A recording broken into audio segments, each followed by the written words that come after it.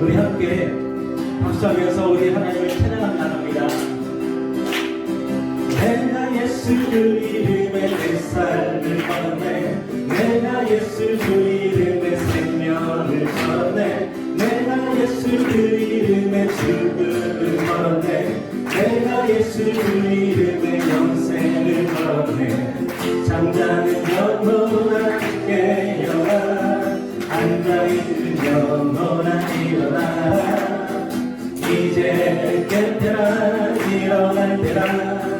빛을 바라라 외치라. 주는 살아계신 하나님이여. 주는 오직 한 분만이 계시여. 주는 살아계신 하나님이여. 유일하신 그리스도라. 내가 예수 그 이름에 내 삶을 걸었네. 내가 예수 그 이름에 생명을 걸었네. 내가 예수 그 이름에 죽음을 걸었네. 내가 예수 그 이름에 영생을 걸었네. 잠자는 영혼아 깨어라. 앉아있는 영혼아 일어나라. 이제 깨어라. 일어날 때라. 빛을 바라라 외치라. 주는 살아계신 하나님이여. 주는 오직 한 분만을 계시여. 주는 살아계신 하나님이여. 유일하신 그리스도라. 주는 살아계신 하나님이여. 주는 오직 한 분만을 계시여. 주는 살아계신 하나님이여. 유일하신 그리스도. 다시 한번 고백합니다. 주는 살아계신 하나님이여. 주는 오직 한 분만을 계시여. 주는 살아계신 하나님이여. 유일하신 그리스도라. 성령이여 임하소서. 메마른 나의 심령 위에 주님의 은혜에 담비 내려 날 흠뻑 적셔 주옵소서. 주의 권세 주의 능력 지금 이 시간에 임하셔서 악한 권세 모두 깨뜨리고 주님 나라 임하소서. 영광 할렐루야. 예수의 그 피가 나의 승리 주네. 구원이 되시네. 영광 할렐루야. 예수의 이름이 능력되네. 소망이 되시네. 성령이 임하소서. 메마른 나의 심령 위에 주님의 은혜에 담비 내려 나를 보셔서 주옵소서. 주의 권세 주의 능력 지금 이 시간 임하셔서 악한 권세 모두 깨뜨리고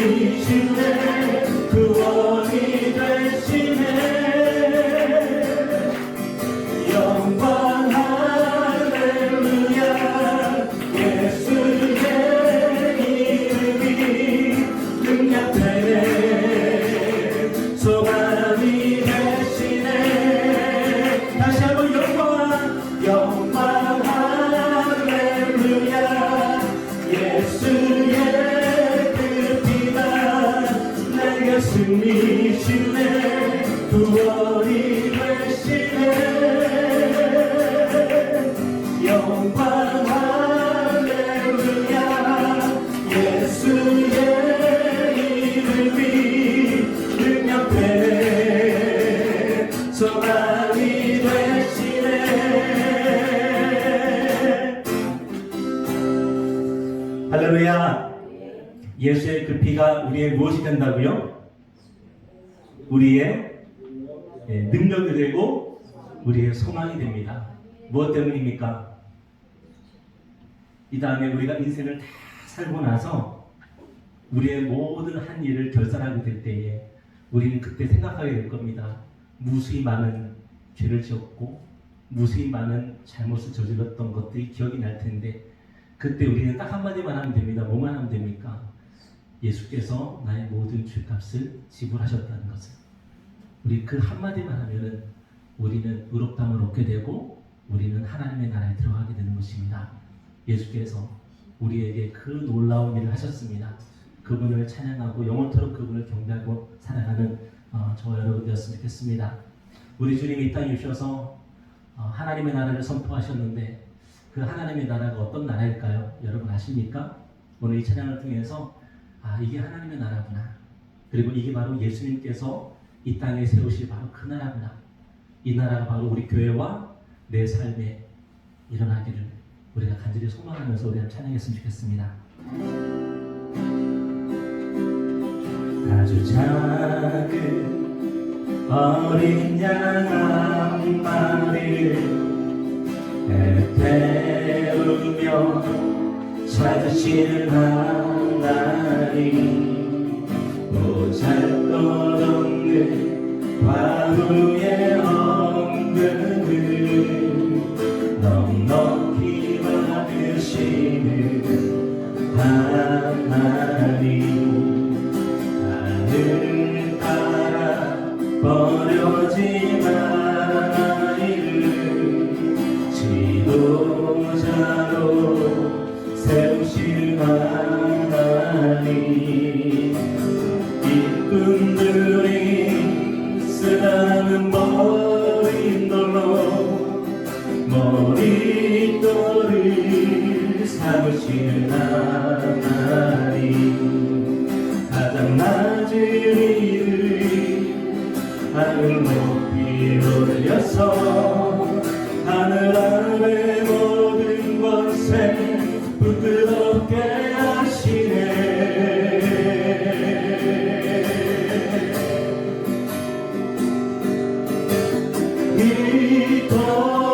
이토록 놀라운 그의 나라 온 땅에 이토록 아름다운 그의 나라 온 땅에 이토록 놀라운 그의 나라 온 땅에 이토록 아름다운 그의 나라 온 땅에 아주 작은 어린 양 한 마리를 태우며 찾으시는 하나님 보잘것없는 과부의 헌금을 넉넉히 받으시는 하나님 하늘 따라 버려진 한 아이를 지도자로 세우시는 하나님 일꾼들이 쓰다라는 머릿돌로 머릿돌을 삼으시는 하나님 가장 낮은 이를 하늘 높이 올려서 하늘 아래 모든 것에 부끄럽게 하시네.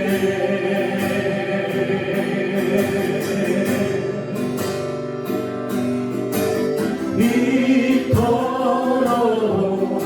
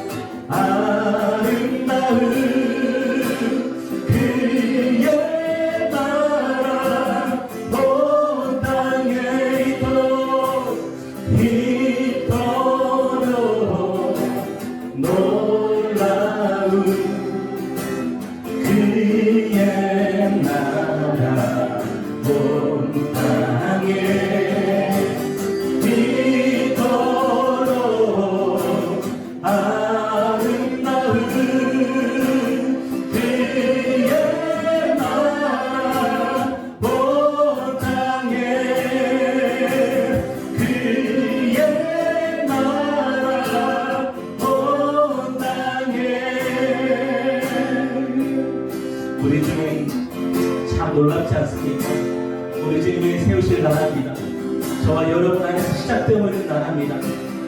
그 나라가 오늘 저와 여러분을 부르고 있습니다. 그 나라에 응답하는 그런 저와 여러분 되었으면 좋겠습니다. 나의 평생에 가장 복된 일은 내가 예수님을 만난 것이라. 나의 평생에 가장 잘한 일은 내가 예수님을 주로 섬긴 것이라. 이 세상 살 동안 내가 걷는 길이 때로 험하여서 넘어질 때도 주의 강한 손이 나를 붙드시니 나는 예수님만 주로 섬기며 살네. 나는 주를 섬기는 것에 후회가 없습니다. 내가 걸어간 모든 시간 다 주의 은혜니. 내가 걸어간 모든 날도 주만 섬기며 살리. 오직 예수 이름 부르며 살아가리라. 나의 평생에 가장 복된 일은 내가 예수님을 만난 것이라. 나의 평생에 가장 잘한 일은 내가 예수님을 주로 섬긴 것이라. 이 세상 살 동안 내가 걷는 길이 때로 험하여서 넘어질 때도 주의 강한 손이 나를 붙드시니 나는 예수님만 주로 섬기며 살니. 나는 주를 섬기는 것에 후회가 없습니다. 내가 걸어간 모든 시간 다 주의 은혜니. 내가 걸어간 모든 날도 주를 섬기며 살리. 오직 예수 이름 부르며 살아가리라. 이것이 나의 간증이요, 이것이 나의 찬송일세. 나 사는 동안 끊임없이 주를 찬송하리로. 이것이 나의 간증이요, 이것이 나의 간증이요, 이것이 나의 찬송일세. 나 사는 동안 끊임없이 주를 찬송하리로다.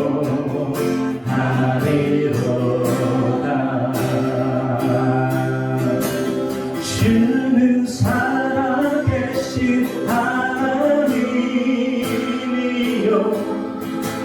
주는 오직 한 분만을 계시요. 주는 살아계신 하나님이요,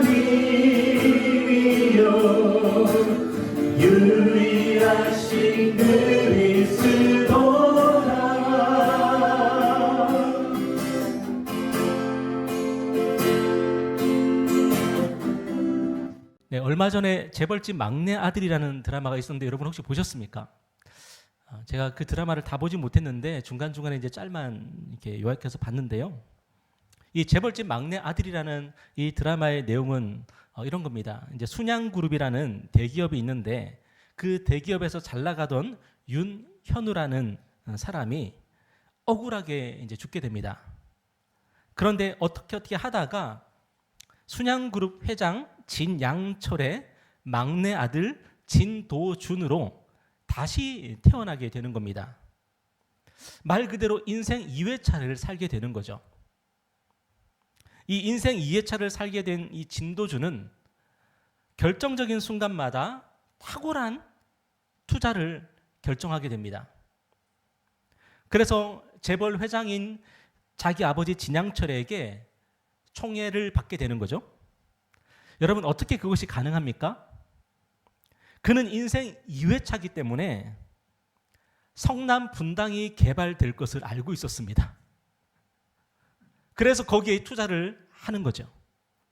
웃음이 나오시죠? 나도 알았으면 인생 여기서 끝나지 않는다. 그는 인생 2회차이기 때문에 아마존이라는 벤처 기업이 미국에서 가장 큰 기업이 될 것을 알고 있었습니다. 그래서 거기에 투자를 합니다. 그는 인생 2회차이기 때문에 IMF 외환위기가 오고 그로 인해서 우리나라의 경제 지형이 어떻게 바뀔 것인지를 알고 있습니다. 그래서 위기는 기회다. 그래서 IMF 이후에 승승장구하게 될 그 기업에 투자를 하게 되는 겁니다. 하나님이 저와 여러분에게 이런 은혜를 주시면 얼마나 좋겠습니까? 여러분 많은 사람들이 이번 생은 망했다 그럽니다. 저는 그런 생각이 들까요? 안 들까요? 목사기 때문에 안 들지 않습니다. 그래서 인생 2회차의 기회가 있으면 참 좋겠다는 생각을 저도 종종 합니다. 그렇지만 우리에게 인생 2회차의 기회가 올까요? 안 올까요? 온통 실수투성이고 온통 후회투성이고 온통 죄투성이고 온통 질병투성이고 그게 저와 여러분의 인생이고 그리고 우리는 한평생 그렇게 살다 가는 거죠. 오늘 본문의 제자들도 그랬습니다. 오늘 본문에서 우리 주님은 지금 예루살렘으로 가고 계십니다. 그런데 우리 주님이 왜 예루살렘으로 가고 계실까요? 단지 유월절 명절을 지키기 위해서 가시는 게 아닙니다. 하나님의 아들 그리스도로서 우리 죄를 대속하기 위해서 우리 죄를 위해서 십자가에서 죽으시기 위해서 지금 예루살렘으로 가시는 겁니다.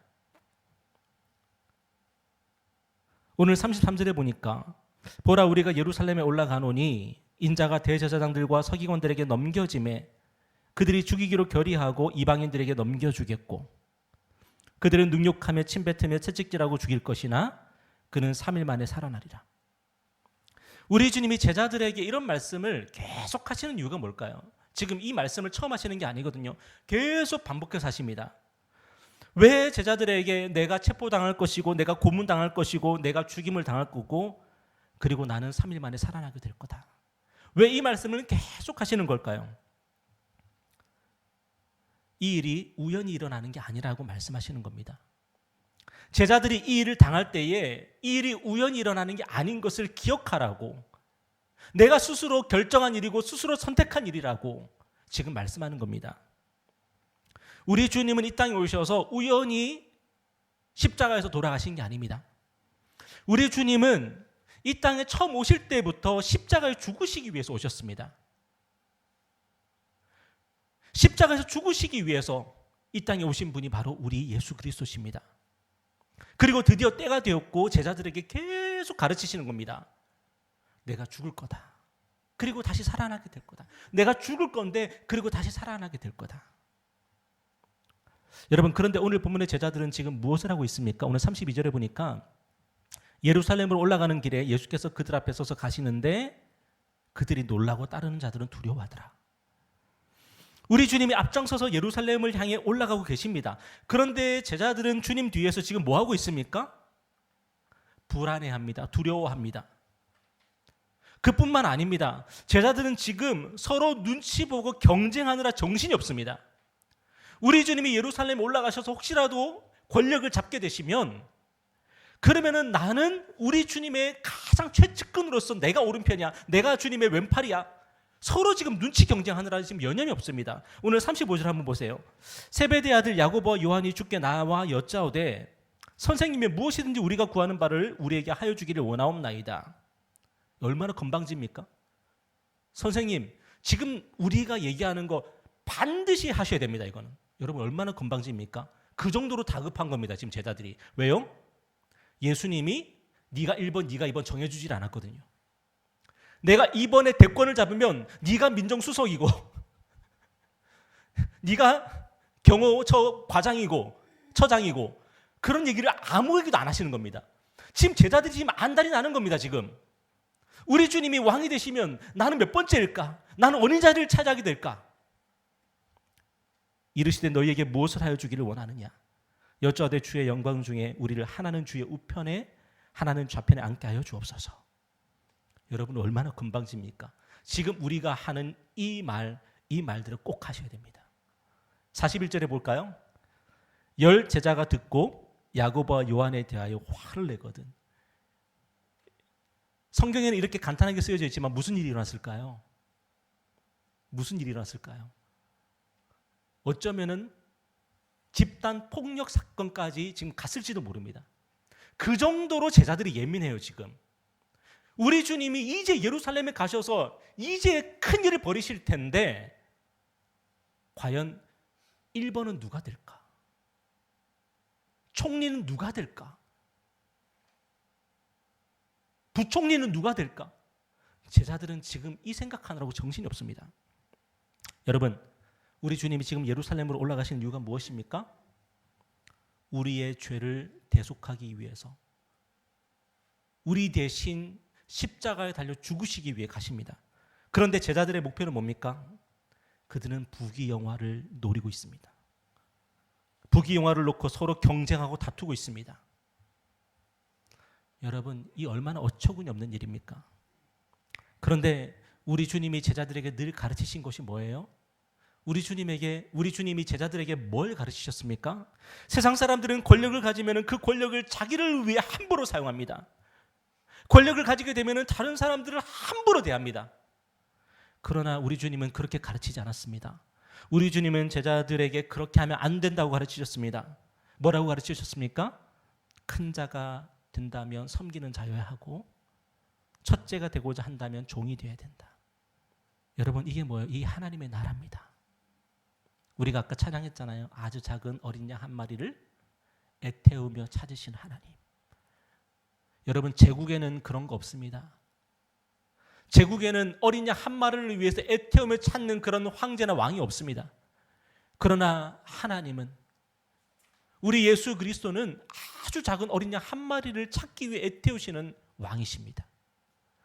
그분이 세우시는 나라가 바로 하나님의 나라요. 하나님의 나라는 그런 나라입니다. 건축자들에게 버린 돌을 주워 모아다가 하나님의 집을 세우시는 분이 바로 우리 하나님이시고 우리 예수 그리스도십니다. 그 나라가 바로 하나님의 나라입니다. 우리 주님이 제자들에게 보여주신 삶이 바로 그런 거였습니다. 오늘 42절 보십시오. 인자가 온 것은 섬김을 받으려 함이 아니라 도리어 섬기려 하고 자기 목숨을 많은 사람의 대속물로 주려 함이니라. 우리 주님이 언제 다른 사람 위에 군림하신 적이 있습니까? 우리 주님은 하나님의 아들이신데 이 땅에 오셔서 섬김을 받으려 하지 않으시고 섬기셨습니다. 심지어 자기 목숨을 우리 인간을 위해 대속제물로 내어주기까지 우리를 섬기신 분이 바로 하나님의 아들이십니다. 그리고 그분은 그런 나라를 세우시기를 원하셔서 이 땅에 오신 거죠. 그런데 제자들은 어떤 모습이에요? 주님을 따른다고 하면서 주님을 믿지 못했고 주님이 십자가의 죽음을 얘기하는데도 그들 알아먹지를 못합니다. 왜 그럴까요? 그들의 눈이 가려져 있거든요. 부귀영화에 대한 야망으로 그들의 눈이 가려져 있기 때문에 복음으로 듣지를 못하는 겁니다. 예수님의 십자가 부활을 아무리 가르쳐도 제자들은 그것에 대해서 지금 이해를 못하는 겁니다. 왜냐하면 그들의 눈이 가려져 있거든요. 그들은 주님을 따른다고 하면서도 큰 자가 되고 싶어하고 첫째가 되고 싶어하고 다른 사람 위에 군림하고 상전 노릇하고 싶어합니다. 그것이 제자들의 모습이었습니다. 여러분, 이 얼마나 형편없는 모습입니까? 우리 주님은 숭고한 목표를 가지고 예루살렘으로 가시는데 제자들은 지극히 속물이었습니다. 주님하고는 전혀 다른 마음 갖고 전혀 반대되는 마음 가지고 지금 예루살렘으로 가고 있는 겁니다. 여러분, 그런데 왜 제자들은 겨우 그것밖에 안 됐을까요? 왜 제자들은 섬기지 못했고 왜 섬김을 받으려 했을까요? 왜 제자들은 종으로 살지 못했고 왜 상전 노릇하려고 했을까요? 그것은 바로 그들이 인생 1회차였기 때문입니다. 여러분이 성남 분당에 투자하지 못했던 이유랑 똑같습니다. 여러분이 IMF 때 삼성전자에 투자하지 못했던 이유랑 똑같습니다. 우리가 인생 1회차였기 때문에 너무 잘 몰라서 우리가 기회들을 놓쳤던 것처럼 제자들도 인생 1회차였기 때문에 하나님이 누군지 잘 몰랐고 하나님의 아들이 누구신지 잘 몰랐고 이 세상을 어떻게 살아가야 되는지를 그들은 잘 몰랐습니다. 요즘 많은 사람들에게 유명해지신 분이 계시더라고요. 김장하 선생님이라고. 그분이 이런 말을 하셨더라고요. 사랑의 크기가 사람의 크기다. 그런데 우리는 잘 모릅니다. 그게 뭔지. 그게 잘 몰라서 재산의 크기가 사람의 크기인 줄 알고 살고 명예의 크기가 사람의 크기인 줄 알고 우리는 그렇게 살고 있는 거죠. 여러분, 만약에 제자들이 인생 2회차였으면 어땠을까요? 과연 그들이 예루살렘으로 올라가면서 불안과 두려움에 떨었을까요? 그들이 부귀 영화를 탐내고 높은 자리에 올라가려고 하고 첫째가 되고자 그들이 서로 경쟁하고 눈치 작전하고 그렇게 살았을까요? 그렇지 않았을 겁니다. 제자들이 이렇게 서툰 이유는 인생 1회차이기 때문이고 저와 여러분이 이렇게 예수를 믿는 일에 서툰 이유는 저와 여러분도 인생 1회차이기 때문입니다. 저는 지난 날을 되돌아보면서 아쉬움과 후회를 느낄 때가 진짜 많습니다. 정말 많습니다. 때로는 진짜로 이불킥을 하기도 합니다. 왜 10년 전에 했던 그 말이 생각이 나는지 모르겠어요. 그때 왜 그런 말을 했을까? 그때 왜 그렇게 행동했을까? 그때 왜 그렇게 선택했을까? 제가 대학교에 입학하는 날을 지금도 잊을 수가 없는데요. 이것 때문에 제가 이불킥을 한번 했습니다. 입학식을 갔는데 저희 과에서 신입생이 한 30명 정도 됐었거든요. 저희 과에서 부산에서 올라온 저랑 전라북도 정읍에서 올라온 그 친구 하나만 정장을 입고 왔더라고요.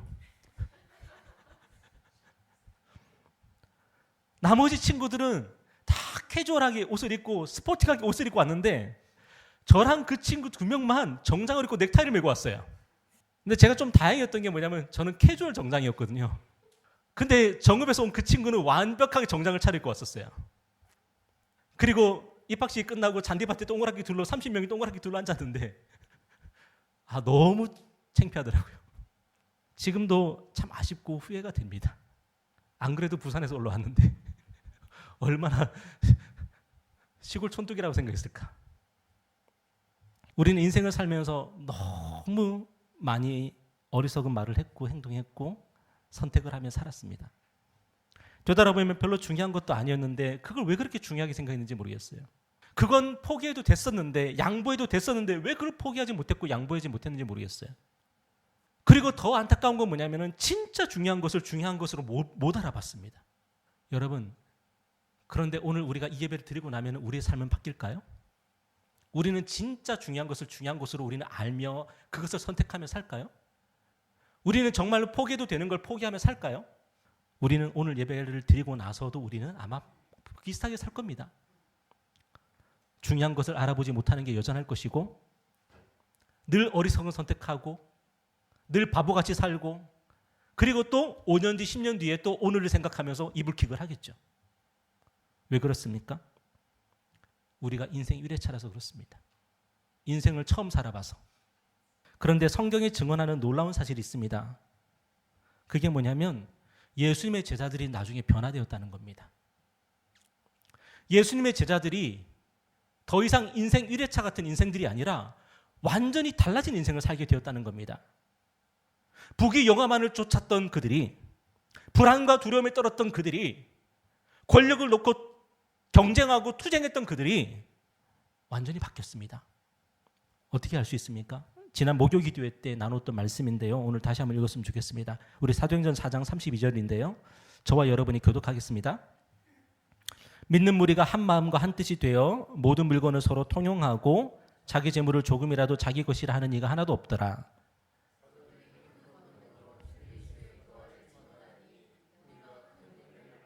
그 중에 가난한 사람이 없으니 이는 밭과 집 있는 자는 팔아 그 판 것의 값을 가져다가 사도들의 발 앞에 두매 그들이 각 사람의 필요를 따라 나누어 줌이라. 여러분, 제자들은 우리와 똑같은 사람들이었습니다. 우리처럼 부자 되고 싶어 했고, 우리처럼 높은 자리에 앉고 싶어 했고, 우리처럼 경쟁했고, 질투했고, 할 수만 있으면 사전 청탁했고, 아부했습니다. 그랬던 제자들이 어느 순간 그들이 바뀐 겁니다. 변화된 겁니다. 더 이상 그렇게 살지 않는 겁니다. 그리고 섬기며 살게 되었고, 나누며 살게 되었고, 그런 섬김과 나눔의 공동체를 세워가게 되었습니다. 우리가 아까 불렀던 아주 작은 어린 양 한 마리 그 찬양처럼 그렇게 놀라운 공동체를 세워갔습니다. 여러분, 어떻게 그것이 가능했을까요? 그들이 우리 주님의 십자가를 보았고 우리 주님의 부활을 보았기 때문입니다. 그들이 우리 주님의 십자가와 부활을 통해서 무엇을 봤냐면 인생 2회차를 본 겁니다. 그리고 성령님이 오셔서 그들을 인생 2회차의 삶을 시작하게 만들어 주신 겁니다. 제자들도 그렇고 저와 여러분도 그렇고 우리가 가장 두려워하는 게 뭡니까? 죽음 아닙니까? 죽음이 두려워서 그 죽음의 권세 앞에서 우리는 늘 벌벌 떨면서 그 죽음의 권세 앞에서 우리는 늘 굴복하면서 우리는 살아가고 있지 않습니까? 그것 때문에 우리 인생이 지금 엉망진창인 거예요. 왜냐하면 우리가 저 앞에 죽음을 바라보기 때문에, 그 죽음을 두려워하기 때문에. 그래서 제자들도 그렇게 살았던 것이고 저와 여러분도 그렇게 살고 있는 겁니다. 그런데 제자들이 죽음 너머의 인생 2회차를 본 거예요. 그게 뭐예요? 예수님의 부활이었습니다. 부활이 있구나. 하나님께서 예수 그리스도를 믿는 자들에게 부활의 상을 주시는구나. 이 인생이 다가 아니구나. 이 인생은 뭐예요? 사도 바울의 말에 의하면 이 인생은 심는 거래요. 심는 거. 이 인생은 씨를 심는 거래요. 그리고 이 인생을 심어서 우리는 인생 2회차가 오면 그것을 거두게 된대요. 이 인생이 전부인 줄 알았는데, 이 인생이 끝인 줄 알았는데 아니구나. 인생 2회차가 있구나. 그리고 인생 1회차를 심어야 되는 거구나. 그러면 거두게 되는 거구나. 제자들이 그것을 두 눈으로 똑똑히 목격하게 된 것입니다. 여러분, 예수를 믿는다는 것이 무엇입니까? 예수를 믿는다는 것은 예수 믿으면은 지금 이 생애에, 인생 1회차인 이 생애에 하나님이 나에게 뭔가를 해주시기를 기대하고 인생 1회차가 뭔가 바뀌게 되고 놀랍도록 변화되게 된다. 이것이 아닙니다.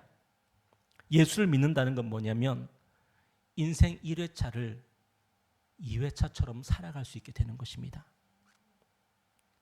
이게 다가 아니라는 걸 알거든요. 예수가 부활했다면 인생 2회차가 분명히 있는 것입니다. 예수 믿는 사람들은 인생 2회차를 보고 있는 것이고 인생 2회차를 보고 있기 때문에 그것을 앞당겨서 지금 인생 2회차로 살아가는 것입니다. 내 삶의 궁극적인 목표와 관심이 거기에 있기 때문에 인생 1회차 지금 이 생애에 우리가 아쉽고 후회되는 일들이 얼마나 많습니까? 그리고 지은 죄가 얼마나 많고 우리가 얼마나 다른 사람에게 나쁜 짓을 많이 했고 그들을 미워했고 거짓말을 많이 하며 살았습니까? 그렇지만 저와 여러분에게 우리 주님이 주신 소망이 뭐죠? 그 모든 아쉬움과 후회들을 우리 주님이 다 가져가셨다는 것입니다. 그 모든 것을 십자가에 우리 주님이 짊어지셨고 십자가에서 우리 대신 죽으셨다는 것입니다. 그리고 저와 여러분에게 무엇을 주셨습니까? 우리 주님이 부활하셔서 저와 여러분에게 인생 2회차를 보여주셨고 예수 그리스도를 믿는 모든 자들이 그 2회차를 시작하도록 하셨습니다. 여러분, 오늘 저와 여러분의 생에 대해서 우리는 많이 후회하고 많이 아쉽고 이불킥도 너무너무 많이 하게 되지만 여러분 기대하십시오. 예수를 믿으면 두 번째가 시작됩니다. 다시 우리에게는 새로운 생애가 열리게 됩니다. 지금 예수를 믿으면 지금부터 시작하게 되는 것이고, 그리고 예수를 믿고 우리가 죽을 때에 예수 안에서 우리가 부활하여서 우리가 이 땅에서 준비했던 그 2회차를 그때 드디어 시작하게 되는 것입니다. 사람들이 묻습니다. 예수 왜 믿냐고. 저와 여러분에게 인생 2회차가 열리기 때문입니다. 기대하시고 소망하시고 예수 그리스도 안에서 하나님께서 우리에게 열어주신 그 새날을 여러분 지금 이 땅에서부터 살아가는 저와 여러분 되기를 축복합니다.